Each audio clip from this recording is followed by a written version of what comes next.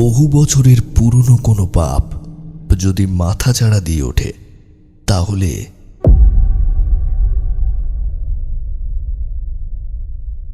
নমস্কার, আমি অরূপ। সংকেত অডিও স্টোরিজে আজ আপনারা শুনবেন তারানাথ তান্ত্রিকের গল্প মহিম ঘোষের ভিটে। আজকে গল্প পাঠে এবং গল্পের সূত্রধার আমি অরূপ। শুরু হচ্ছে আমাদের আজকের গল্প মহিম ঘোষের ভিটে। তবে তার আগে ছোট্ট একটা বিজ্ঞাপন। নমস্কার বন্ধুরা, আজ আমি আপনাদের জন্য একটি অ্যাপ নিয়ে এসেছি যা আপনাকে 8,888 টাকা জেতার সুযোগ দিচ্ছে। অ্যাপটির নাম বেড ভিসা। এখানে সকলকে 500 টাকা সাইন আপ বোনাস দিচ্ছে। আপনি যদি আমার প্রোমো কোড ব্যবহার করেন তাহলে আপনি 5টি ফ্রি স্পিন পাবেন, যার মানে জয়ের সুযোগ দ্বিগুণ। কোনো ডিপোজিট ছাড়া শুধুমাত্র সাইন আপ করুন। বেড ভিসা অ্যাপে আপনি স্পোর্টস ট্রেডিং সহ ফ্রি লাইভ ম্যাচ দেখতেও ক্যাসিনো গেম খেলতে পারবেন এবং প্রচুর টাকা জিততে পারবেন। Crash game championship 15 million prize pool থেকে জিতুন বিশাল পুরস্কার। এখনই অংশগ্রহণ করুন এবং প্রমাণ করুন আপনি সেরা। 10 million CPL mania mega festival, আপনার প্রিয় দলকে প্রেডিক্ট করুন এবং 10 মিলিয়ন প্রাইজ পুল থেকে বিশাল পুরস্কার জিতুন। বেড ভিসা অ্যাপে আপনি যে কাউকে রেফার করতে পারেন এবং 2 জনই 300 টাকা রেফার বোনাস পাবেন। সাথে রেফারেল রিবেট পাবেন আনলিমিটেড। এখানে আপনি বিকাশ, নগদ এবং রকেট 24 ঘন্টা টাকা ডিপোজিট এবং উইথড্র করতে পারেন। এটি অন্য সব গেমিং ওয়েবসাইটের থেকে দ্রুত লেনদেন করে থাকে। সপ্তাহে 7 দিন, দিনে 24 ঘন্টা কাস্টমার সার্ভিস। আমার প্রোমো কোড ব্যবহার করুন এবং জয়ের উল্লাস উপভোগ করুন। সাইন আপ লিঙ্ক পিন কমেন্টে। সেদিন সন্ধে থেকেই আকাশের মুখটা ভার হয়েছিল। রবিবার না হলেও একটা বিশেষ বন্ধুর বাড়ির নিমন্ত্রণ রক্ষা করার জন্য অফিস ছুটি নিয়েছিলাম একদিনের জন্য। নিমন্ত্রণ সেরে বাড়ি আসতে আসতেই আকাশ কালো করে আগমন হলো কালবৈশাখীর। বাড়িতে ঢুকতে না ঢুকতেই ঝেঁপে বৃষ্টি এলো। বাড়িতে যখন ঢুকলাম তখন বিকেলে 4:30। জামা কাপড় ছেড়ে বিছানায় গা এলিয়ে দিতেই কখন যেন চোখের পাতা দুটো বুজে এলো। ঘুম ভাঙল প্রচণ্ড জোরে দরজা ধাক্কানোর শব্দে। উঠে গিয়ে দরজা খুলতেই দেখি কিশোরী দাঁড়িয়ে আছে। কে ভায়া? কুম্ভকর্ণকে তো হার মানাবে। কখন থেকে দরজা ধাক্কাচ্ছি? অবশ্য তোমার আর দোষ কি? যত দোষ ওই উদার বাবাজির ভুড়ি ভোজ। তা নিশ্চয়ই জোরদার হয়েছে সেটা। কিশোরীর কথা একটু কাচুমাচু মুখ করে বললাম, ভেতরে এসো। আসলে চোখটা লেগে গেছিল, তাই বুঝতে পারিনি। তা হঠাৎ কি মনে করে? ঝটপট তৈরি হয়ে নাও, তারানাথের বাড়ি যেতে হবে, একটা দারুণ ব্যাপার আছে। কিশোরীর কথা শুনে একটু থতমত খেয়ে বললাম, তারানাথের বাড়ি এখন? হঠাৎ কি হলো বলো তো? আমি তো ভাবছিলাম যে একটু গড়িয়ে নেব, কাল থেকে আবার অফিসে যেতে হবে।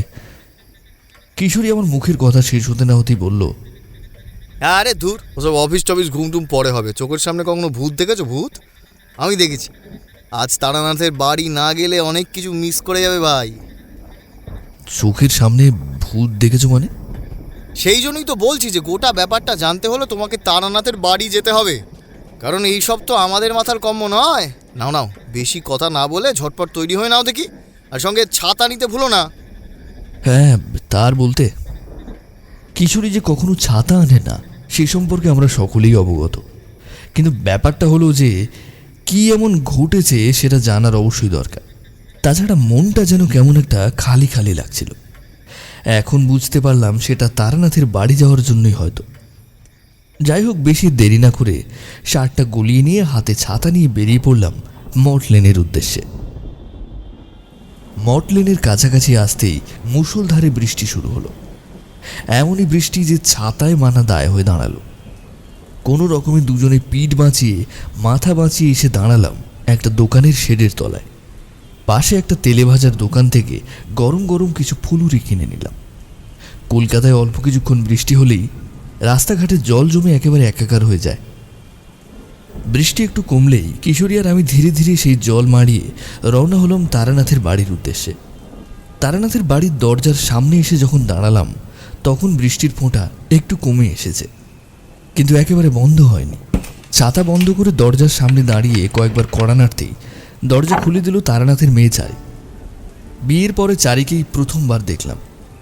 গৌরবর্ণ গায়ের রং আর লাল পেড়ে শাড়িতে সাক্ষাৎ যেন মা অন্নপূর্ণা। কাকাবাবু, আপনারা ভেতরে আসুন। আমরা ভেতরে ঢুকে এলাম। চারিকে জিজ্ঞেস করলাম, কবে এলি রে মা? জামাই বাবাজিও এসেছে বুঝি? গত পরশু এসেছি কাকাবাবু। উনি একদিন ছিলেন, তারপর আবার চলে গেলেন। কাজ পড়ে গেছে যে। বাবাকে ছেড়ে যেতে মন চাইছে না, তাই বললেন কয়দিন পরে এসে নিয়ে যাবেন খন। দেহটা শ্বশুরবাড়িতে থাকলেও মনটা যে সবসময় বাবার কাছেই পড়ে থাকে। আমি জানি আমি যাওয়ার পরে বাবা ঠিক মতো করে খাওয়া দাওয়া করবেন না। শরীরটা বলতে বলতে চারির চোখের কোণ যেন ভিজে গেল। গলাটাও যে ভারী হয়ে গেছে তা বুঝতে পেরে সান্ত্বনা দিয়ে বললাম, চিন্তা করিস না মা, জীবন কখনো কারোর জন্য থেমে থাকে না। তাছাড়া আমরা তো আছি। এছাড়া চারিকে যে কি আর বলবো তা জানি না। ভেতর ঘরে আসতেই দেখলাম তারানাথ তক্ত বসে বসে বসে সাজানো কলকেতে ফুঁ দিয়ে তাতে আগুন দেওয়ার চেষ্টা করছে। আমাদেরকে দেখি ব্যতিব্যস্ত হয়ে বলে উঠল, আরে বাবা, তোমরা যে, হ্যাঁ, এসো এসো এসো এসো, এখানে বসো, হ্যাঁ বসো। তোমরা আসবে মনটা অবশ্য আগে থেকে একটু জানান দিয়েছিল বটে। হ্যাঁ হ্যাঁ হ্যাঁ, বসো বসো। আমরা গিয়ে বসলাম তক্তপোষের উপর। তারানাথ কলকেতে আগুন দিয়ে হাঁক পেড়ে চারির উদ্দেশ্যে বলল, চারিমা, ওই চাটা তাড়াতাড়ি নিয়ে আয় দেখি। তারপর আমাদের বলল, আসলে চারিটাকে নিয়েই হয়েছে যত সমস্যা, বুঝলে। মামারা মেয়েটা ভালো করেই জানে যে ও ছাড়া এই বুড়োটার আর কেউ নেই। সেসব কথা বাদ দাও। বলে একটা দীর্ঘ নিঃশ্বাস ছেড়ে হুঁকো টানতে আরম্ভ করলো।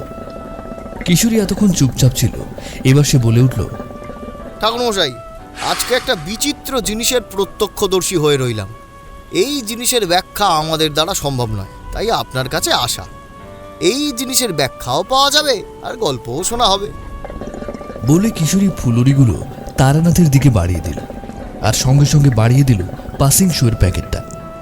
তারানাথ গড় গড় করে কয়েকবার হুঁকোয় টান দিয়ে বলল, তা কি এমন প্রত্যক্ষ করলে কিশোরী? বলো দেখি ব্যাপারটা খুলে। ঠাকুরমশাই, আমার এক দূর সম্পর্কের মাসির শরীর খারাপের খবর পেয়ে কয়েকদিনের ছুটি নিয়ে একটু রায়পুর যেতে হয়েছিল। ফিরে আসার সময় একটা অদ্ভুত ঘটনা ঘটে গেল। মাসির বাড়ি থেকে যখন বেরোলাম তখন প্রায় সন্ধ্যা ঘনিয়ে এসেছে। বৈশাখ মাস, যে কোনো মুহূর্তেই ঝড় বাদল উঠতে পারে, তাই তাড়াতাড়ি পা চালালাম স্টেশনের দিকে। মাসির বাড়ি থেকে রায়পুর স্টেশন প্রায় 2 কিলোমিটারের হাঁটা পথ। আমি যখন শশধর বর্মনের পরিত্যক্ত ভিটের পাশ দিয়ে যাচ্ছি তখন হঠাৎ দেখতে পেলাম আমার সামনে একটা বিশাল লম্বা চওড়া লোক হেঁটে হেঁটে চলছে। শশধর আগে ছিল রায়পুর গ্রামের জমিদার। শশধর যখন বিছানা সাই তখন হঠাৎ করে গ্রামে কলেরা দেখা দিল। গায়ে মড়ক লাগতে শুরু করলো। ভয়ে শশধরকে ফেলে রেখে তার ছেলেমেয়েরা সেখান থেকে কলকাতা চলে যায়। শশধর কিন্তু ওখানেই পড়ে রইল। বিশাল বড় জমিদার বাড়িটা খাঁ খাঁ করতে লাগলো। তারপর একদিন গাঁয়ের লোকেরা শশধরের মৃতদেহ তার বাড়ি থেকে উদ্ধার করে। শোনা যায় কলেরাতেই নাকি মারা গিয়েছিল। সেই থেকে তার ছেলেরাও আর কখনো গ্রামে ফেরেনি, আর জমিদার বাড়িটাও পরিত্যক্ত হয়ে সেখানেই পড়ে আছে। এখন যদিও বা সেটা সরকারের আওতায় চলে এসেছে, শশধর হালদারের ভিটের কাছাকাছি এসে শুনতে পেলাম কেউ যেন আমাকে ডাকছে। তখন সন্ধে নেমে এসেছে, চারিদিকে ঝিঁঝির ডাক। প্রথমে ভাবলাম হয়তো ভুল শুনছি, কিন্তু বার কয়েক ডাকার পর বাঁ দিকে তাকিয়ে দেখি পরিত্যক্ত ভিটের পাশেই একটা বিশাল বড় বট গাছের নিচে সেই লম্বা চওড়া লোকটা বসে আছে। গাটাও কেমন ছমছম করতে লাগলো। এই ভিটেটার বদনাম আছে বলে এদিকটায় সন্ধ্যার পর কেউ আবার মারায় না। ভয়ে ভয়ে এগিয়ে গেলাম লোকটার কাছে। আলো আঁধারিতে লোকটার মুখও স্পষ্ট দেখা যাচ্ছে না। ভাবলাম কোনো ফকির গোছের লোক হবে, তাই বসে আছে। কাছে গিয়ে ডাকার কারণ জিজ্ঞেস করতে লোকটি বলল আমি যেন এখান থেকে বাড়ি ফিরে যাই, সামনে বিপদ।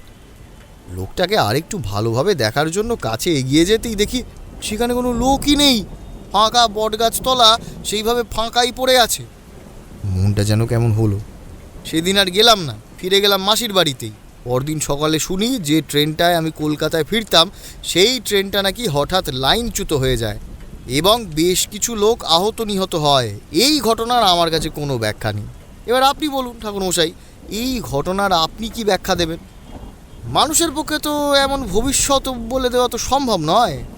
তাহলে এবার আপনি বলুন, চোখের সামনে কি দেখলাম? তারানাথ কিছুক্ষণ চুপ করে থেকে বলল, তুমি যখন জমিদারি ভিটের কথা বললে তখন বহু পুরনো একটা ঘটনার কথা আমার মনে পড়ছে। অবশ্য তার আগে তোমাদের এইটুকু জেনে রাখা দরকার যে তিথি নক্ষত্রের বিচার অনুযায়ী কিছু কিছু বাস্তুভিটা এমন হয় যেখানে যে কোনো আত্মা তার নিজের স্বরূপ ধরতে পারে, বুঝতে পারলে? তুমি যাকে সেদিন দেখেছিলে সে আর কেউ নয়, স্বয়ং শশধরই ছিল। আমি তো তোমাদের আগেই বলেছি যে তোমাদের মধ্যেও কিন্তু কিছু কিছু দৈব লক্ষণ আছে, যে যার ফলে তোমরা অনেক কিছু প্রত্যক্ষ করতে পারো। যেমন যেমন পায়ের তলায় সেই গুবরে পোকার কথা, হ্যাঁ মনে আছে? তারানাথের কথার মাঝে চারি ততক্ষণে চা নিয়ে চলে এসেছে। আমরা চায়ের কাপ তুলে নিলাম। বাইরে ইতিমধ্যে আবার শুরু হয়েছে মুষলধারে বৃষ্টি। গরম গরম চায়ে চুমুক দিয়ে তারানাথকে বললাম, ঠাকুরমশাই, আপনি কি একটা ঘটনার কথা বলছিলেন না, সেই কাহিনীটাই না হয়ে যাক। তারানাথ পকেট থেকে একটা পাসিং শো বার করে তাতে আগুন জ্বালিয়ে একটা লম্বা টান দিয়ে বলল,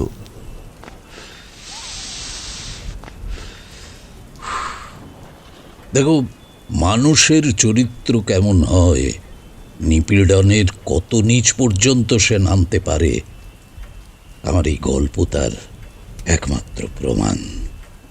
তো সে যাও, গল্পটা বলি, মন দিয়ে শোনো। আমি তখন সবে সবে সাধক জীবনে পা রেখেছি।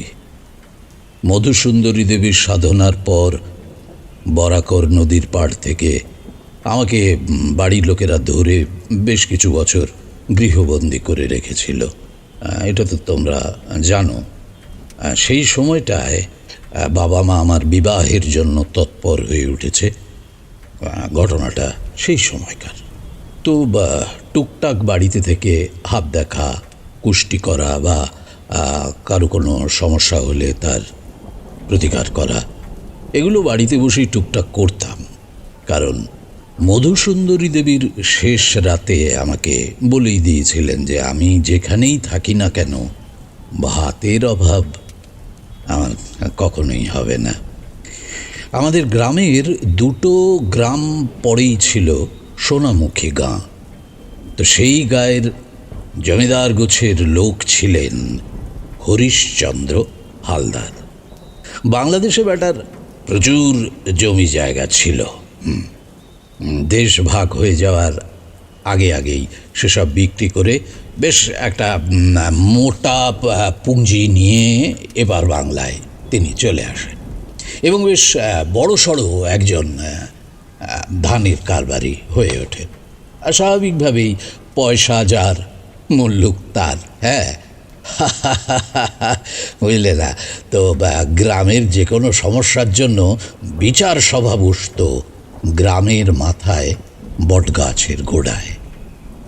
আর সভার মূল ছিলেন ওই হরিশচন্দ্র হালদার সহ আরও কর্তাকর্তা দু চারজন। তো হরিশচন্দ্র হালদার ছিল ভয়ঙ্কর ধূর্ত লোক। ধান চালের ব্যবসার পাশাপাশি সুদের কারবারও করত সে। আর অশিক্ষিত গ্রামবাসীদের 5 টাকা সুদের পরিবর্তে কখন যে 50 টাকা হয়ে যেত সে বেচারা বুঝতেও পারত না। তো আমার সঙ্গে হরিশচন্দ্র হালদারের পরিচয় হয় তার নতুন বাড়ির বাস্তু নির্বাচনের সময়। তোমাদের তো আগেই বলেছি যে তখন আমার টুকটাক নামডাক হয়েছে, তাই হরিশচন্দ্র আমাকে ডেকে পাঠিয়েছিলেন তার বাস্তু নির্বাচনের জন্য। সেই দুটো দিন হরিশচন্দ্রের সাথে আমার বেশ ভালোই আলাপ হয়। আর হরিশচন্দ্র এমনি যাই লোক হোক না কেন, এসব সাধু সন্তুদের কিন্তু খুব যত্নার্থী করতেন। হ্যাঁ, তা ঘটনার সূত্রপাত হয় কিন্তু এই হরিশচন্দ্র হালদারকে কেন্দ্র করে। তখন মাঘ মাসের মাঝামাঝি সময় হঠাৎ সোনামুখী থেকে একজন খবর আনলো যে আগামীকাল হালদার মশাই আসছেন আমার সঙ্গে নাকি বিশেষ কিছু দরকার আছে। তা শুনে একটু বেশ অবাক হয়ে গেলাম। মানে আমার সঙ্গে এমন কি দরকার থাকতে পারে যে হরিশ্চন্দ্র হালদার নিজেই একেবারে আসছেন আমার সঙ্গে দেখা করতে? কিছু একটা সমস্যা তো হয়েছে, সেটা স্পষ্ট। তো যা হোক, সেই মতো পরদিন সকালে হালদার মশাই এসে হাজির হলেন আমার বাড়িতে। বেলা একটু বাড়তে না বাড়তেই বাড়ির সামনে দুটো গরুর গাড়ি এসে দাঁড়ালো। আমি তখন বারান্দায় বসেছিলাম। এগিয়ে গেলাম ঘরের সদর দরজার সামনে। আমাদের বাড়িটা ছিল মাটির উঁচু পাঁচিল দিয়ে ঘেরা, খড়ের ছাউনি দেওয়া লম্বা বাড়ি। বাড়ির একদম সামনে পাঁচিলটা শেষ হয়েছে এবং সেখানে একটা কাঠের দরজা। এটাই হলো পৈতৃক ভিটে। তো বাইরের দরজাটা খোলাই ছিল। কাছে এগিয়ে যেতেই দেখলাম গাড়ি থেকে নামলেন ধুতি পাঞ্জাবি পরা, সম্ভ্রান্ত চেহারার, হাতে একটা ছাতা নিয়ে বছর 55 হরিশ্চন্দ্র। চেহারার মধ্যেই ফুটে উঠেছে ঔদ্ধত্যের একটা ভাব। তো নাম হরিশ্চন্দ্র হলেও কাজে যে তিনি মোটেও নামের সঙ্গে সামঞ্জস্য রাখেন না, সেটা সকলেই কম বেশি জানে, আমিও বুঝে নিয়েছিলাম। তো আজ বহু বছর পর দেখা হওয়ার পর তার চেহারায় একটা বিশেষ পরিবর্তন লক্ষ্য করলাম। মুখে যে কোনো কিছু নিয়ে একটা ভয় আর বিস্ময় মেশানো আছে, সেটা আমার চোখ এড়ালো না। একটু এগিয়ে গিয়ে বললাম, নমস্কার হালদার মশাই, আসুন আসুন, আসতে কোনো অসুবিধা হয়নি তো? গরুর গাড়ি থেকে নেমে আমার কাঁধে একটা হাত রেখে হরিশ্চন্দ্র বললেন, না না ঠাকুরমশাই, আসতে কোনো অসুবিধা হয়নি। আসলে এমন একটা সমস্যায় পড়েছি যে আপনার কাছে না এসে থাকতে পারলাম না। আমি জানি না যে সমস্যা কিভাবে সমাধান হবে। আপনি একমাত্র কিছু একটা উপায় বার করতে পারবেন হয়তো। আমি হরিশ্চন্দ্রকে ঘরের ভেতরে নিয়ে গেলাম। তারপর কাঠের একটা আরাম কেদারা দেখিয়ে দিয়ে নিজেও বসলাম অন্য পাশে। তারপর জোরে হাঁক পাড়লাম স্ত্রীর উদ্দেশ্যে, হালদার মশাই এসে গেছেন, শিগগির 2 কাপ চা করে নিয়ে এসো দেখি। আরে থাক না ঠাকুরমশাই, এখন আবার এসবের কি প্রয়োজন? আমার মনের অবস্থা এখন যা, তাতে আর। হরিশ্চন্দ্র আর আপত্তি করলেন না, গালে হাত দিয়ে চুপ করে বসে রইলেন। তো আমি এবার ধীরে ধীরে হরিশ্চন্দ্রকে জিজ্ঞেস করলাম, কি ব্যাপার হালদার মশাই, আপনাকে এত চিন্তিত তো আমি এর আগে কখনো দেখিনি। ব্যাপার নিশ্চয়ই গুরুতর, সেটা আপনার চিন্তিত মুখ দেখেই বোঝা যাচ্ছে। আপনি বলুন না, নির্দ্বিধায় আমাকে সব কিছু খুলে বলুন, কি এমন সমস্যা হয়েছে? হরিশ্চন্দ্র ধীরে ধীরে সোজা হয়ে বসলেন। তারপর আমার দিকে ফিরে বলতে শুরু করলেন, তোমরা তো কম বেশি সকলেই জানো যে আমাদের বিবাহের পর কোনো সন্তানাদি না থাকায় আমরা কতটা দুশ্চিন্তাগ্রস্ত হয়েছিলাম। কত ডাক্তার, কবিরাজ, বদ্যি, এমনকি মন্দিরে মন্দিরে গিয়ে মাথা পর্যন্ত ঠুকেছি। তারপর গিয়ে পুত্র সন্তানের মুখ দর্শনের সৌভাগ্য হয়। আমরা আমাদের একমাত্র সন্তান বৈদান্তকে অত্যন্ত ভালোবাসি। ঠাকুরমশাই, ও আমাদের নয়নের মণি, আমাদের অনেক সাধনার ফল বৈদান্ত। বৈদান্তের বয়স যখন 19, তখন ওকে পড়াশোনা করিয়ে শিক্ষিত করে তোলার জন্যে আমরা ওকে কলকাতায় পাঠিয়ে দিই। 8 বছর পর ও বাড়ি ফিরল। আমাদের মনের আশা পূর্ণ হলো। বৈদান্ত এত বুদ্ধিমান যে ও সঠিকভাবে এই ব্যবসার ভার নিতে পারবে। সেই মতো আমি ওকে জমিদারির সমস্ত কাজকর্ম বুঝিয়ে দিলাম এবং এও বললাম যে সে যেন জমি জমার সীমানাগুলো দেখে শুনে বুঝে নেয়। তো রাজিও হলো, কিন্তু মুশকিলটা বাঁধল দিন 7 পর। একদিন সন্ধে নাগাদ বৈদান্ত ব্যবসার কাজ সামলে বাড়ি ফিরে এলো। ওকে যেন কেমন একটা ক্লান্ত লাগছিল, চোখের নিচটা যেন কেমন কালো কালো লাগছিল, চেহারায় যেন বিশেষ একটা পরিবর্তন এসেছে। সবচেয়ে আশ্চর্যের বিষয় লক্ষ্য করলাম যে ওর নাকটা যেন স্বাভাবিকের তুলনায় অনেক বড় আর অসম্ভব ফোলা লাগছে। জিজ্ঞেস করায় কোনো উত্তর দিল না, সোজা নিজের ঘরে ঢুকে গিয়ে দড়াম করে দরজাটা বন্ধ করে দিল। তারপর আর ও দরজা খোলেনি এবং এখনো পর্যন্ত খোলেনি। এখনো পর্যন্ত দরজা খোলেনি মানে? কতদিন হলো? হরিশ্চন্দ্র একটা দীর্ঘ নিঃশ্বাস ফেলে বললেন, 1 মাস। কি বলছেন কি হালদার মশাই? 1 মাস আপনার ছেলে ঘরের দরজা বন্ধ করে বসে আছে? তো বেঁচে আছে কিভাবে? ডাক্তার বুদ্ধি দেখাননি? আপনার কি মনে হয় ঠাকুরমশাই, আমি আমার একমাত্র সন্তানের জন্য ডাক্তার কবিরাজ দেখাবো না? দেখিয়েছিলাম, কিন্তু 1 সেকেন্ডেও কেউ ওর সামনে দাঁড়াতে পারেনি। ও স্বাভাবিক অবস্থাতেই নেই ঠাকুরমশাই, ও ডাক্তার কবিরাজ দেখানোর মতো অবস্থাতেই নেই। ওর মধ্যে কোনো অপশক্তি ভর করেছে। কিছুক্ষণ চুপ করে থেকে তারপর হরিশ্চন্দ্রকে বললাম, তাহলে কোনো ভালো গুণিনকে দেখাতে পারতেন। সে কি আর দেখায়নি ঠাকুরমশাই? কাপালিপাড়ার গোপাল ঠাকুরকে ডেকে দেখিয়েছিলাম। গোপাল ঠাকুর এসে তিনি তার মতো বিধান করে দিয়েওছিলেন, কিন্তু গোপাল ঠাকুর বাড়ি ফেরার পথে পোড়ো বটগাছটায় গলায় দড়ি দিয়ে আত্মহত্যা করে। আপনি একবার চিন্তা করুন, একজন সুস্থ মানুষ বাড়ি ফেরার পথে কেন গলায় দড়ি দিয়ে আত্মহত্যা করবে? নিশ্চয়ই তার সঙ্গে পথে খুব খারাপ কিছু ঘটেছিল। সমস্যা খুবই গুরুতর ঠাকুরমশাই। এর যদি কোনো বিধান না করা যায় তাহলে ছেলেটা হয়তো আর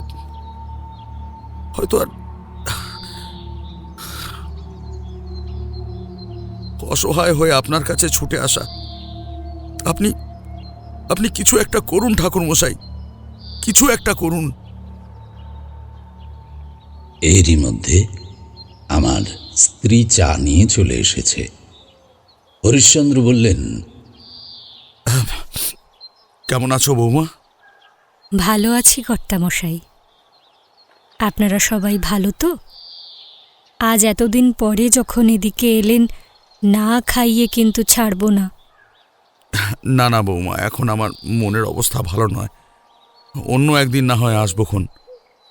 তুমি ঠাকুরমশাইয়ের থেকে সবকিছু শুনে নিও। হরিশ্চন্দ্রের মুখের অবস্থা দেখে আমার স্ত্রী আর জোড়াজুড়ি করলেন না। বললাম, আপনি কোনো চিন্তা করবেন না, আমি আমার সাধ্যমতো যতটুকু করার ঠিক করব। এক কাজ করুন, আমি আপনার সঙ্গে যাব এবং আজই যাব। আপনি একটু বসুন, আমি তৈরি হয়ে আসি। বসুন। আমার কথা শুনে হরিশ্চন্দ্র যেন একটু স্বস্তি পেলেন। আমি গোছগাছ করে হাতের ঝোলাটা নিয়ে যখন বেরোতে যাব, তখন আমার স্ত্রী আমাকে আড়ালে ডেকে নিয়ে গিয়ে বলল, শুনুন, আপনি নিজেকে কিন্তু বিপদের মধ্যে জড়াবেন না। হরিশ্চন্দ্র কত অত্যাচারী ছিল তা আপনি জানেন। কার কোন ক্ষতি করে দিয়েছে তার কোনো ঠিক আছে?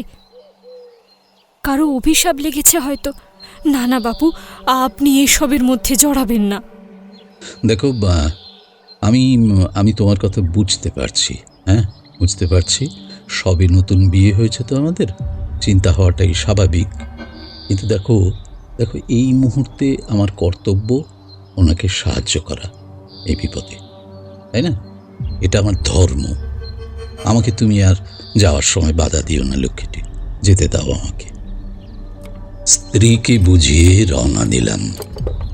সোনারগাঁ যেতে হলে বেশ খানিকটা লম্বা পথ অতিক্রম করতে হয়।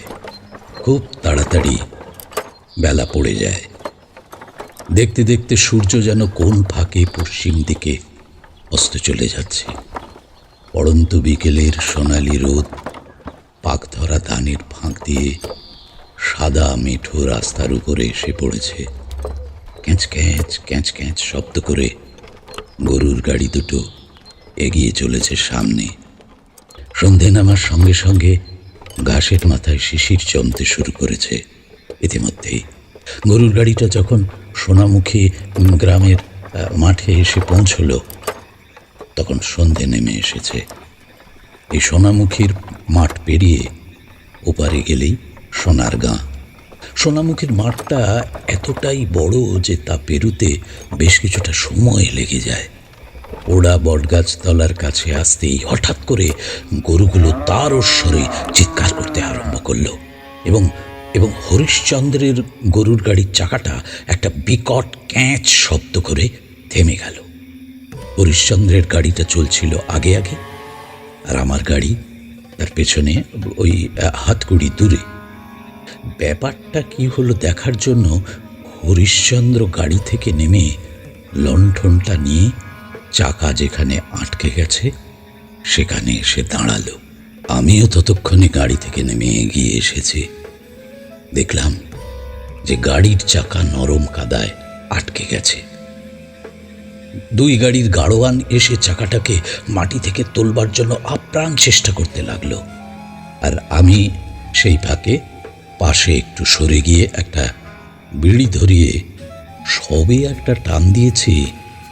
এমন সময় একটা অদ্ভুত অনুভূতি হলো। তোমাদের তো আগেও বলেছি যে আমি বিশেষ কিছু কিছু অলৌকিক বিষয়বস্তুগুলোকে প্রত্যক্ষ করতে পারি। আমার পঞ্চ ইন্দ্রিয় আগে থেকেই সে সমস্ত জানান দিয়ে যায়। তেমনি এক অদ্ভুত অনুভূতি হতে লাগলো আমার, আর তার সঙ্গে নাকে আসতে লাগলো একটা অদ্ভুত গন্ধ। এ গন্ধ আমি আগেও বহুবার পেয়েছি। এই গন্ধ অশুভ একটা গন্ধ। আমি বুঝতে পারলাম যে আমি আর হরিশ্চন্দ্র হালদার ছাড়াও এখানে অন্য কোনো কিছুর অস্তিত্ব আছে। আমি সেটা ভালো মতো টের পাচ্ছি। আকাশের দিকে ভালো করে তাকিয়ে দেখলাম যে কুয়াশার একটা সাদা চাদর যেন ধীরে ধীরে এগিয়ে আসছে আমাদের দিকে। বাতাস হঠাৎ ভার হয়ে গেছে। আমার বুঝতে বাকি রইল না যে কেউ চাইছে না যে আমি হাল নিবারণের জন্য হরিশ্চন্দ্রের বাড়িতে যাই। পরিবেশের এই অস্বস্তিটা হরিশ্চন্দ্রেরও হয়তো নজরে পড়েছিল, তাই আমার কাছে এগিয়ে এসে সে বলল, ঠাকুরমশাই, আমার কেমন যেন একটা অস্বস্তি লাগছে। পরিবেশে কিছু যেন একটা ঘটছে। আমি হরিশ্চন্দ্রকে সান্ত্বনা দিয়ে বললাম, চিন্তা করবেন না হালদার মশাই, চিন্তা করবেন না, সব ঠিক হয়ে যাবে, আমি তো আছি।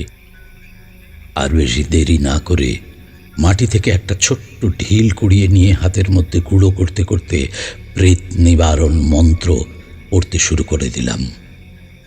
এই প্রেত নিবারণ মন্ত্রের দ্বারা কিছুক্ষণ পর্যন্ত অপশক্তিকে আটকানো যায়, তবে এই প্রক্রিয়া খুবই নিম্নমানের প্রক্রিয়া।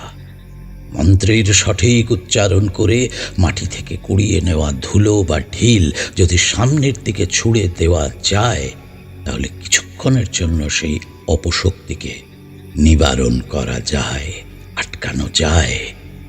কিন্তু এই প্রেত নিবারণ ক্রিয়া করার সঙ্গে সঙ্গেই দেখলাম যে চারিদিকে পরিবেশ আবার স্বাভাবিক হতে শুরু করল।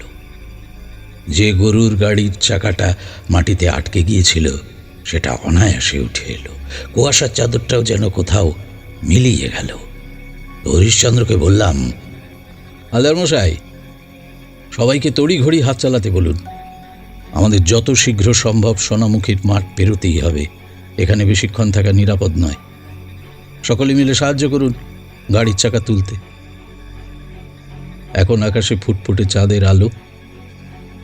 চলুন। হরিশ্চন্দ্র যেন স্বস্তির নিঃশ্বাস ফেললেন।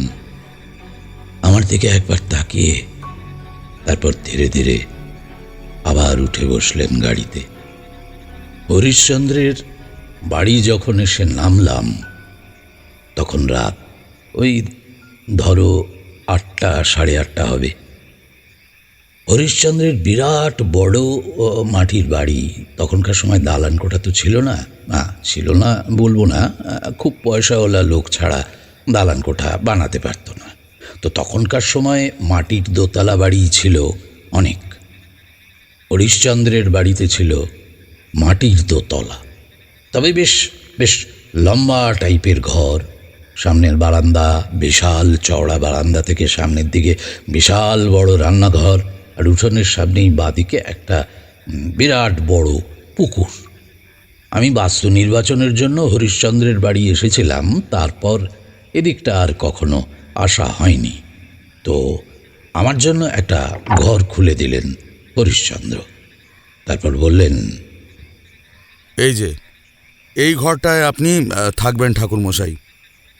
এখন কাঁধের ঝোলাটা এখানে নামিয়ে রাখুন, তারপর কুঁয়োতলা থেকে একটু হাত মুখ ধুয়ে এসে কথা বলা যাবেক্ষণ। ঠান্ডা জলে হাত মুখ ধুয়ে এসে হরিশ্চন্দ্রের বাড়ির বারান্দায় এসে বসলাম। হরিশ্চন্দ্রের স্ত্রী রমলা আমাদের জন্য চা দিয়ে গেল, আর ওই বেগুনি জাতীয় কিছু। হরিশ্চন্দ্রকে বললাম, হালদার মশাই, আপনার ছেলে বৈদান্ত কোন ঘরে আছে? ওকে একবার দেখাটা খুব প্রয়োজন। তবে আজ রাতে আর নয়, কাল সকালে, কেমন? হরিশ্চন্দ্র হালদার বললেন, দক্ষিণ দিকের ঘরখানাই ওর। এখন ওটা অবশ্য বন্ধ করাই আছে। আজ রাতে একটু খাওয়া দাওয়া করে বিশ্রাম করুন, কাল সকালে নিয়ে যাব। আমার ছেলেটাকে আপনি বাঁচান ঠাকুরমশাই। আমি হরিশ্চন্দ্র হালদারকে সান্ত্বনা দিয়ে বললাম, আপনি কিছু চিন্তা করবেন না, আমার পক্ষে যতটা সম্ভব আমি করব। হরিশ্চন্দ্রের আতিথেয়তা মনে রাখার মতো। হ্যাঁ, সোনামুগের ডাল, কাতলা মাছের মাথা দিয়ে মুড়িঘণ্ট, দেশি মুরগির মাংস আর গোবিন্দভোগের পায়েস সহযোগে নৈশভোজ শেষ করলাম আমি। হরিশ্চন্দ্রের স্ত্রীর হাতের গুণ আছে বটে, বুঝলে, মুখে লেগে থাকার মতো রান্না সব। এখনো মনে পড়লে যেন জিভে জল আসে। যাই হোক, খাওয়া দাওয়ার পরে হরিশ্চন্দ্র আর আমি বেশ কিছুক্ষণ দাওয়ায় বসে উৎকৃষ্ট মানের তামাক সেবন করে গিয়ে শুয়ে পড়লাম বটে, কিন্তু ঘুম যেন আসতে চাইছিল না। মনের মধ্যে কেবলই কেমন একটা অস্বস্তি দানা পাকাচ্ছে। কাল সকাল না হওয়া পর্যন্ত সে অস্বস্তি আর কাটবে না। রাত তখন কত আন্দাজ খেয়াল নেই। হ্যাঁ, তবে মাঝরাত হবে। ঘুমটা হঠাৎ ভেঙে গেল। একটা অস্থির ভাব। আমার পায়ের দিকের জানলাটা আলতো খোলা আছে, সেই জন্যই হয়তো ঘরের শীতলতা অনেকটাই বেশি মনে হচ্ছে। মাঘ মাসের শীত বড্ড কড়া হয়তো। তো উঠে গিয়ে জানলাটা বন্ধ করতে গিয়ে থমকে দাঁড়ালাম। দেখলাম জানলার ওপারে বিশাল এরিয়া জুড়ে ধানের জমি, তবে এখনো সে ফসল কাটা হয়নি। আবছা চাঁদের আলোয় দেখলাম আমার থেকে 7-15 দূরে একটা লোক দাঁড়িয়ে আছে। লোকটার চেহারা দেখে বুকের ভেতরটা ধড়াস করে উঠল, কারণ এত লম্বা চওড়া লোক শেষ আমি কোথাও দেখেছি মনে করতে পারলাম না। মুখটা স্পষ্ট বোঝা না গেলেও চোখ দুটো যেন অন্ধকারে শিয়ালের মতো তপ তপ করে জ্বলছে লোকটার। ভালো করে লক্ষ্য করে দেখলাম যে শটান সে তাকিয়ে আছে আমার দিকে, তবে সে চোখে একটা ভয়ঙ্কর ক্ষোভ যে মেশানো তা স্পষ্ট বোঝা যাচ্ছে। চোখটা রোগড়ে আর একটু ভালো করে তাকাতেই দেখলাম এইবার লোকটা আঙুল তুলে আছে আমার দিকে। আর তারপরই শুনতে পেলাম সেই মূর্তি গম্ভীর গলায় বলছে, কাছারি বাড়িতে যা, কাছারি বাড়ি। সেটা যে ধমক তা আমার বুঝতে বাকি রইল না। জানলা দিয়ে চিৎকার করে বললাম, কে কে দাঁড়িয়ে আছো? কে দাঁড়িয়ে আছো ওখানে? কয়েক মুহূর্তের মধ্যেই দেখলাম লোকটা ধীরে ধীরে সাদা কুয়াশার মধ্যে মিলিয়ে গেল।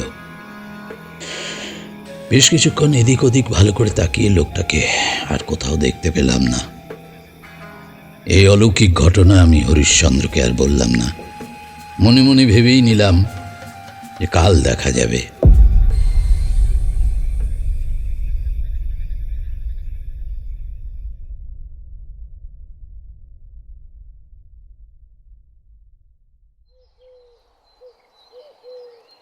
পরদিন সকালে পাখির কিচিরমিচিরে ঘুম ভাঙল আমার।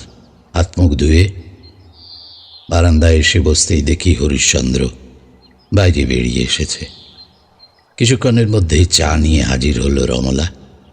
চা খাওয়া শেষ হলে হরিশ্চন্দ্রকে বললাম বৈদান্তের ঘরটাতে একবার নিয়ে যেতে, কারণ যা করার সেটা আজ থেকেই শুরু করতে হবে। তো হরিশ্চন্দ্র আমাকে নিয়ে গেল দক্ষিণ দিকে, বৈদান্তের ঘরের দিকে। পুরনো দিনের বিশাল সেগুন কাঠের দরজাটা বিকট আওয়াজ করে খুলতেই কেমন যেন একটা ভ্যাপসা গন্ধ নাকে এসে লাগলো। ঘরের ভেতরটা অন্ধকার। হরিশ্চন্দ্র বললেন, সেদিনের পর থেকে এই ঘরের জানলাগুলো বন্ধ করে দেওয়া হয়েছিল ঠাকুরমশাই। আলো না বৈদান্ত একদম সহ্য করতে পারে না। হরিশ্চন্দ্রকে বললাম, আপনার দরজার বাইরে দাঁড়ান, আমি দেখছি। ঘরের ভেতরটা প্রচণ্ড অন্ধকার। আলো আঁধারিটা কাটতে বেশ কিছুটা সময় নিল। চোখ একটু অন্ধকারে শুয়ে আসতেই দেখলাম খাটের এক কোণায় বসে আছে ছেলেটা। তোমরা তো আগেই জানো যে আমি বিশেষ কিছু কিছু সময় বিশেষ কিছু লক্ষণ বুঝতে পারি। তো বৈদান্ত নাম ধরে একবার ডাকতেই অন্ধকারের মধ্যে দুটো হলুদ চোখ তপ করে জ্বলে উঠল। সে ঘাড় ঘুরিয়ে আমার দিকে তাকালো, আর তার মুখের অবস্থা থেকে চমকে উঠলাম আমি। এখনো যেন সেসব দৃশ্য আমার চোখের সামনে ভাসে। আমি দেখলাম বৈদান্তের মাথার উপরে একটা কালো অন্ধকারের চাপ যেন মেঘের মতো দলা বেঁধে আছে। আর তার চাইতেও আশ্চর্য যেটা, সেটা হলো বৈদান্তের নাক। হ্যাঁ, নাকটা বিঘৎখানিক মতো লম্বা আর ফুলে গেছে, আর সেখান থেকেই এই ভ্যাপসা গন্ধটা বেরিয়ে আসছে। তোমরা একবার চিন্তা করে দেখো, একটা সাধারণ মানুষের নাক যদি বিঘৎখানেক লম্বা হয় আর সেটা যদি ফুলে ঢোল হয় তবে কেমন লাগে। ঘরের দরজাটা বন্ধ করে বাইরে চলে এলাম। বারান্দায় এসে বসতেই হরিশ্চন্দ্র, রমলা আমাকে ঘিরে ধরে বসল। হরিশ্চন্দ্র উদ্বিগ্ন মুখে জিজ্ঞাসা করল, কি বুঝলেন ঠাকুরমশাই? আমি ধীরে ধীরে বললাম, দেখুন হালদার মশাই, বৈদান্তের উপরে যে কোনো অশুভ শক্তির ছায়া পড়েছে এটা নিশ্চিত, কিন্তু চিন্তার বিষয় হলো। চিন্তার বিষয়? চিন্তার বিষয় কি ঠাকুরমশাই, বলুন। বলছি। চিন্তার বিষয় হলো ওর শরীরে পচন শুরু হয়েছে, যার সূত্রপাত ওই নাক থেকে শুরু হয়েছে। হ্যাঁ, এসব কি বলছেন ঠাকুরমশাই? হালদার মশাই, ঠিকই বলছি। অশুভ শক্তি ভর করাটা কোনো নতুন কথা নয়, এ আমি জীবনে অনেক দেখেছি। কিন্তু দেহে পচন তখনই আসে যখন সেই দেহের উপরে সেই অশুভ শক্তির সম্পূর্ণ দখল এসে যায়। খুব শিগগিরই যদি এর প্রতিকার না করা হয় তাহলে আপনার ছেলেকে আর হয়তো বাঁচানোই যাবে না।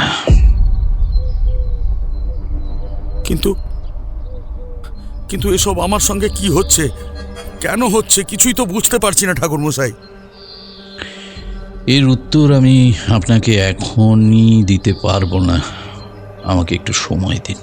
হ্যাঁ, একটু সময় দিন আমাকে গোড়া পর্যন্ত যেতে হবে।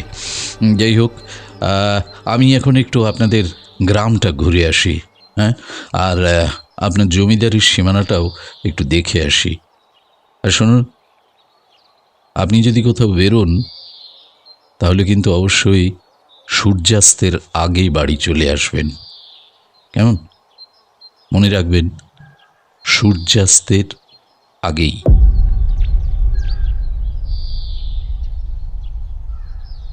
হরিশ্চন্দ্রের জমির পরিমাণ বিশাল। সদেড়েক লোক সবসময় তার কাচারি বাড়িতে কাজ করছে। গ্রামের মাঝখান দিয়ে সরু রাস্তা, দুপাশে সবুজ ধানের জমি। সেই জমির মাঝখানে হরিশ্চন্দ্রের বিশাল কাছারি বাড়ি। হাঁটতে হাঁটতে কাছারি বাড়ির দিকে গেলাম। হরিশ্চন্দ্রের ব্যবসার মূল হিসেব নিকেশ ওই কাছারি বাড়িতেই হয়। বেশ কিছুটা সময় গ্রামের এদিক ওদিক ঘুরে বিভিন্ন লোকের সাথে কথা বলেও তেমন কোনো কিছুর সদুত্তর পেলাম না, যাতে এই রহস্যের কিছু উদ্ঘাটন করা যায়। তো ফিরে আসার আগে বুঝলে একবার ভাবলাম যে গতকাল রাতে সেই ছায়ামূর্তি কাছারি বাড়িতে যাওয়ার কথা বলছিল, তো কাছারি বাড়িতে একবার ঘুরেই আসা যাক, নিশ্চয়ই কিছু সদুত্তর পাওয়া যাবে। তো গিয়ে দেখলাম বিশাল কাছারি বাড়ি, সামনে শান বাঁধানো বিরাট পুকুর, বিশাল উঠোন যেখানে ধানের কারবার, ধান মাপা সব কিছুই করা হয়। লম্বা দলিজ ঘরের মতো কাছারি বাড়িটা। আমি যখন সেখানে গিয়ে পৌঁছলাম তখন 2-4 জনকে ছাড়া আর কাউকে দেখতে পেলাম না। সম্ভবত কাজ মিটিয়ে সবাই যে যার বাড়ি ফিরে গেছে। তো আমি ভালো করে কাছারি বাড়িটা ঘুরে ঘুরে দেখতে লাগলাম, কিন্তু না, সন্দেহজনক তেমন কিছুই দেখতে পেলাম না। নিরাশ হয়ে ফিরে আসতে যাব এমন সময় একটা কণ্ঠস্বরে পিছন ফিরে তাকালাম। দেখলাম দলিজ ঘর থেকে বেরিয়ে আসছেন একজন অতি বৃদ্ধ লোক। কথায় কথায় হরিশ্চন্দ্র একবার বলেছিল যে তার কাছারি বাড়ির দেখাশুনো করে শ্যামাচরণ নামে একজন বয়স্ক মানুষ। বুঝলাম ইনি হয়তো সে। লোকটা আমার কাছে এগিয়ে এসে বলল, কাকে চাই? আপনাকে তো এর আগে এখানে দেখেছি বলে মনে হয় না। নমস্কার, আমার নাম তারানাথ চক্রবর্তী। আমি আপনাদের জমিদার হরিশ্চন্দ্র হালদারের অতিথি বলতে পারেন। গ্রাম দেখতে বেরিয়েছিলাম, তাই ভাবলাম কাছারি বাড়িটা একবার ঘুরেই যাই। ও আচ্ছা আচ্ছা, তা আসুন আসুন, ভেতরে এসে বসুন। অল্প কিছুক্ষণের মধ্যেই লোকটার সঙ্গে বেশ ভাব জমে উঠল। বয়স হলেও বেশ মিশুকে মানুষ। তিনি হুঁকোয় তামাক সেজে নিয়ে এলেন আমার জন্য। তামাক খেতে খেতে একটা প্রশ্ন লোকটাকে করেই ফেললাম। আচ্ছা বড়দা, আপনি এখানে কাজ করছেন তো প্রায় বছর 50 হবেই? হ্যাঁ, তা তো হবেই। সে কি আজকের কথা? ওপার বাংলা থেকে চলে এসে এখানে নিযুক্ত হলাম খাজাঞ্চি হিসেবে। কত কিছু দেখলাম জীবনে, সময়টা যে কোথা থেকে চলে গেল বুঝতেই পারলাম না। আচ্ছা, আপনি একবার ভালো করে মনে করে দেখুন তো, এমন কোনো ঘটনা কি আপনার চোখের সামনে ঘটেছে যে ঘটনাটা অত্যন্ত নির্মম এবং এবং তার সঙ্গে নাকের একটা সম্পর্ক আছে? বুড়ো কিছুক্ষণ যেন চিন্তা করে নিল কি একটা, তারপর ধীরে ধীরে বলল, হ্যাঁ, এই জমিদারিতে তো কম কিছু ঘটনার সাক্ষী হলাম না, তবে নাকের কথা যখন বললে একটা একটা ঘটনা খুব মনে পড়ে যাচ্ছে আমাদের এই পাড়ায়। ধীরেন বলে একজন ছিল, যাকে বিনা দোষে নাক্ষর দিতে হয়েছিল সকলের সামনে। আমি তখন ওই খাজাঞ্চি হিসেবে নিযুক্ত হইনি, তখন তো তেমন জনবসতি গড়ে ওঠেনি। আমাদের এই পাড়ায় হরিশ্চন্দ্রের কারবার প্রথম থেকেই ছিল বিশাল। ঘরে যে কত টাকা রাখতেন তার নিজেও জানতেন না হিসাব। একবার হলো কি, এমনই মাঘ মাসের এক মাঝামাঝি সময় একদিন রাতে চেঁচামেচিতে আমাদের সকলের ঘুম ভেঙে যায়।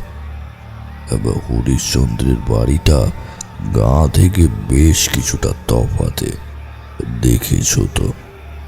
তো চেঁচামেচির আওয়াজটা ওই বাড়ি থেকেই আসছে।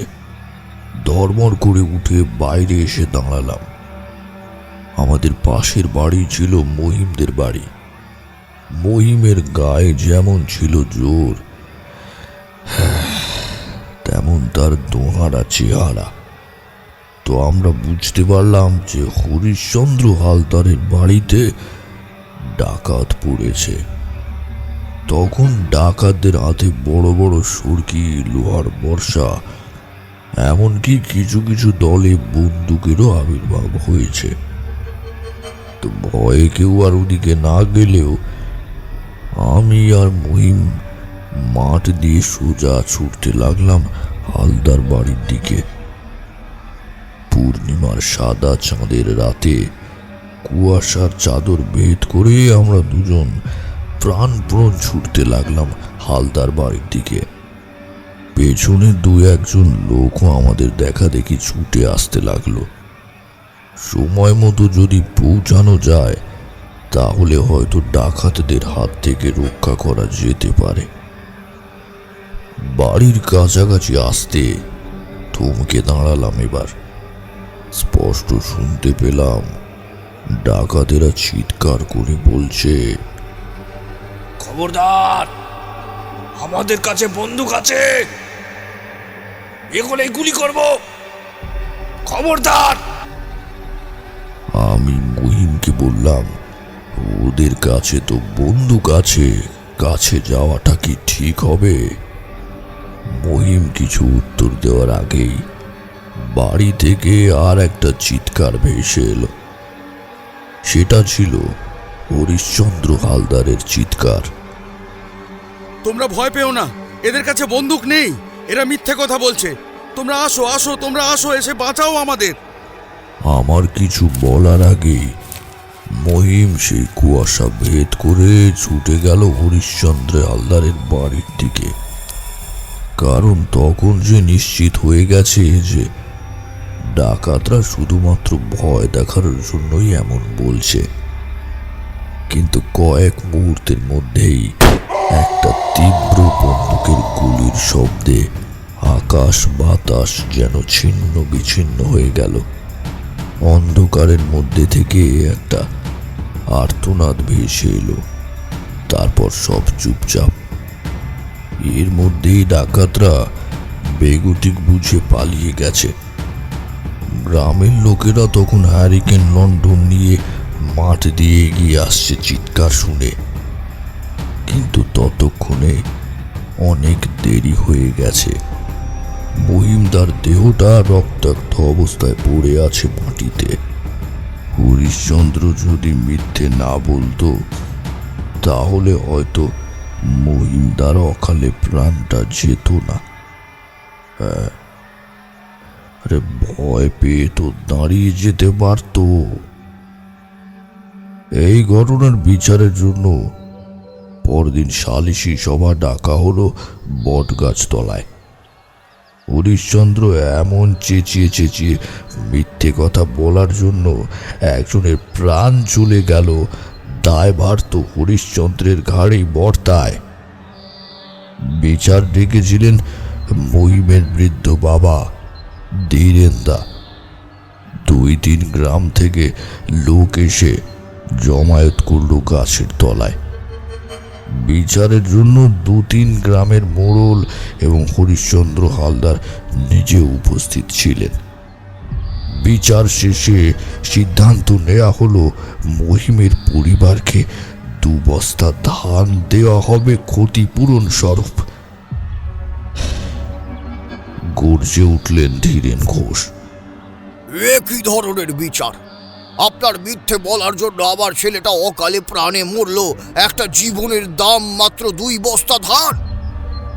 ধীরেন্দার অপরাধ শুধু ছিল এটুকুই, এমন প্রভাবশালী লোক তার সামনে কিনা উঁচু গলায় একজন চাষা এইভাবে কথা বলবে, কেই বা মেনে নেয়?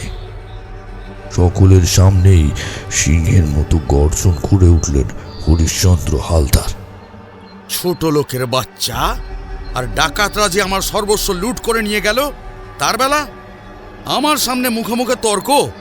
হারামজাদাকে 50 হাত নাক্ষর দেওয়া বালির ওপর। দেখি ব্যাটার কত তেল। এই, কে কোথায় আছিস? তাড়াতাড়ি চেপে ধর ওকে। দুজন শাখরে দেশে মাথা চেপে রাখলো। সেই মুহূর্তেই বালির উপরে 50 হাত নাক্ষর দিতে হয়েছিল ধীরেন্দাকে। বালি লেগে রক্তাক্ত হয়ে ক্ষত বিখ্যাত হয়ে যেতে লাগলো। চোখের সামনে আমরা সকলেই এই দৃশ্য দেখলেও কেউ প্রতিবাদ করার সাহস পায়নি। নাক্ষর দেওয়ানোর পর হরিশ্চন্দ্র বললেন, এই, কে কোথায় আছিস? 2 বস্তা ধান ওর বাড়িতে পাঠিয়ে দে, আমার কাছারি বাড়ি থেকে। ধীরেন্দার নাক থেকে তখন রক্ত ঝরছে। কাঁপা কাঁপা গলায় বললেন, আপনার অবিচারের শাস্তি আপনি পাবেন। আমরা অসহায় বলে আমাদের কি প্রাণের কোনো মূল্য নেই? আপনাকে বাঁচাতে গিয়ে আমার ছেলেটা অকালে চলে গেল। ভগবান আছে মাথার ওপর, এর শাস্তি আপনি পাবেন। হরিশ্চন্দ্র হালদারের চোখ তখন গনগনে লাল হয়ে গেছে। তাদের কাছে আত্মসম্মান অনেক। চিৎকার করে বললেন, ছোট লোক ভিখারি, আমার জমিতে 12 মাস চাষ করে নিজের পেট চালাচ্ছিস, আর আমার উপরে বড় বড় কথা। এই, কে কোথায় আছিস? হারামজাদাকে আরো 20 হাত নাক্ষর দেওয়া। সকলের সামনে আরো 20 হাত নাক্ষর দিতে হয়েছিল ওকে। এই ঘটনার পর বেশি দিন আর বাঁচেনি ধীরেন্দা। চাষের জমিটুকুও কেড়ে নিয়েছিল হরিশ্চন্দ্র। ছেলেকে হারালো, যে জমিটা আঁকড়ে ধরে এতদিন বেঁচে ছিল সেটাও কেড়ে নেওয়া হলো। তাই হয়তো ভেবেছিল যে বেঁচে থাকার আর কোনো মানেই হয় না। ধীরেন্দার চাষের জমির মাথায় একটা বিশাল বড় বাজ পড়া পোড়া বট গাছ ছিল। হ্যাঁ, ওই সোনামুখীর মাঠের কাছে। সেই বট গাছেই ধীরেন্দা গলায় দড়ি দিয়েছিল। অসহায় গরিব মানুষদের কথা কে আর ভাবে বলুন? কত মানুষ এভাবে বিচার না পেয়ে অকালেই চলে যায়। এখন মনে হয় কি জানেন, সেদিনের গুলিটা যদি মহিমের গায়ে না লেগে আমার গায়ে লাগতো তাহলে হয়তো ভালো হতো। 2 প্রাণ তো বেঁচে যেত। প্রাণ তো বেঁচে যেত। এখন আমার কাছে আর কোনো কিছুই অস্পষ্ট নয়, সবটাই পরিষ্কার হয়ে গেছে। কোন পাপের জন্য এই ফল ভোগ করতে হচ্ছে হরিশ্চন্দ্রকে, সেটা আমার কাছে একেবারে পরিষ্কার। ফিরে এলাম হরিশ্চন্দ্রের বাড়িতে। মনটা যেন কেমন খারাপ হয়ে গেল, বুঝলে? এই মন খারাপের অনুভূতি এমনই যে কাউকে বলে বোঝানো যায় না। এই পর্যন্ত বলে থামল তারানাথ। সত্যি এমন মর্মান্তিক ঘটনা শুনে আমাদের মনটাও যেন কেমন খারাপ হয়ে গেল। বাইরে ইতিমধ্যে শুরু হয়েছে প্রবল বৃষ্টি। সিগারেটে লম্বা টান দিল তারানাথ। আমি তারানাথকে প্রশ্ন করলাম, তারপর কি হলো ঠাকুরমশাই? এর প্রতিকার কি আপনি করলেন? তারানাথ কিছুক্ষণ চুপ করে থেকে নারকেল ছাইদানিতে সিগারেটের ছাই ফেলে বললেন, দেখো, তোমাদের তো আগেই বলেছিলাম যে পূর্ণ নরদাহ যজ্ঞ অর্থাৎ বিরজা হোমে যদি পূর্ণ আহুতি দেওয়া যায় তাহলে যে কোনো বিপদ, যে কোনো রোগ থেকে মুক্তি পাওয়া যায়। কিশোরী এতক্ষণ হাঁ করে শুনছিল সবকিছু। এবার সে প্রশ্ন করল, আপনি কি তাহলে বিরজা হোম করে তাদের অভিশাপ কাটিয়ে দিয়েছিলেন? একজন অসহায় গরিব চাষি, সে তার নিজের সন্তানকে হারালো, নিজের জমি জায়গা হারালো, সকলের সামনে নাকখত দিতে হলো। এমন একজন অত্যাচারী মানুষের তো মরে যাওয়াই উচিত ছিল। আমি আপনার জায়গায় থাকলে কখনোই সাহায্য করতাম না। সঠিক বিচার তাহলে হলো কই? গল্পটা এখনো শেষ হয়নি। ফিরে গিয়ে আমি হরিশ্চন্দ্রকে সমস্ত যাবতীয় জিনিসপত্র জোগাড় করিয়ে বিরজা হোমের প্রস্তুতি নিয়েছিলাম, কিন্তু না, হোমের আগুন জ্বালাতে পারলাম না, একেবারেই না। যতবারই আগুন জ্বালাতে যাই ততবারই কোথা থেকে একটা ঠান্ডা হিমেল বাতাস এসে সেই আগুন নিভিয়ে দিয়েছিল। যজ্ঞ অসম্পূর্ণ রেখে আমাকে ফিরে আসতে হয়, কারণ আমি বুঝেছিলাম যে শত চেষ্টা করলেও এই আগুন কখনোই জ্বলবে না, কখনো না। পাপের ঘোড়া পূর্ণ। বৈদান্ত বেশি দিন বাঁচেনি। ছেলের শোকে হরিশ্চন্দ্র শয্যাশায়ী হয়ে পড়লেন এবং আর কোনোদিনই তিনি সুস্থ হননি। দেখো, যে যেমন কর্ম করবে তাকে সেই অনুরূপ ফল পেতেই হবে। আসলে কি জানো কিশোরী, আমাদের শেষ জীবনটাই হলো আমাদের আসল নরক, যেখানে পাপ আর পুণ্যের হিসাব ধীরেন্দার ওই 2 বস্তা ধানের মতোই কড়ায় গন্ডায় মেটাতে হয়, বুঝলে? সমস্ত হিসাব কড়ায় গন্ডায় মেটাতে হয়।